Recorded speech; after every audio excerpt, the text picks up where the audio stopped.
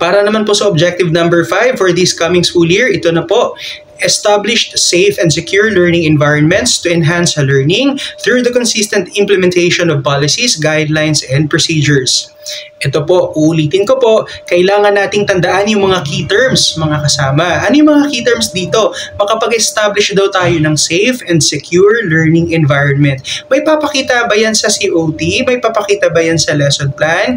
Yes, makikita po yun. Kasi yung COT po natin ang magiging basis or means of verification for this particular objective. So, paano po natin ito makikita doon sa ating lesson plan?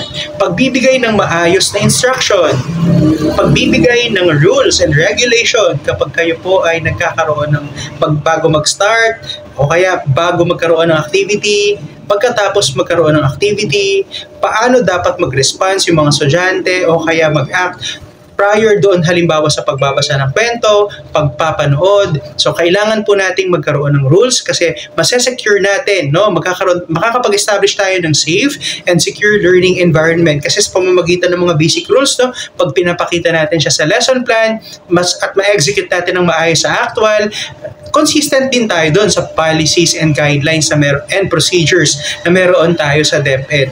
At syempre, hindi naman po natin kailangan talagang specify kung ano yung mga policies and guidelines and procedures, no? Kasi napakadami po nun.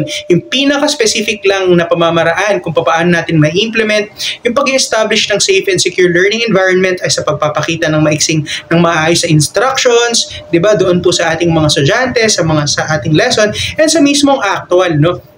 Actual na pagtuturo natin. Naipakita ba natin na safe and secure yung ating learning environment sa pamamagitan natin bilang mga teachers? Paano tayo tumayo sa harap bilang mga teachers? Halimbawa, may mga magugulong mga estudyante o kaya may mga maiingay, nagkakaroon ng distraction sa pag-actual na pagtuturo or pagkatuto doon sa mga activities. Paano po natin yun hinahandle? O kaya nagkaroon ng mga away-away halimbawa or tampuhan yung mga estudyante during kayo po ay nagtuturo, paano po natin hinahandle yon? So, ipapakita po natin yon sa pamamagitan nga po ng pagsiset ng rules and of course, sa mismong actual na pagtuturo natin, sa actual na demonstration natin, may papakita po natin itong mga significant terms or concepts na intended for this particular objective.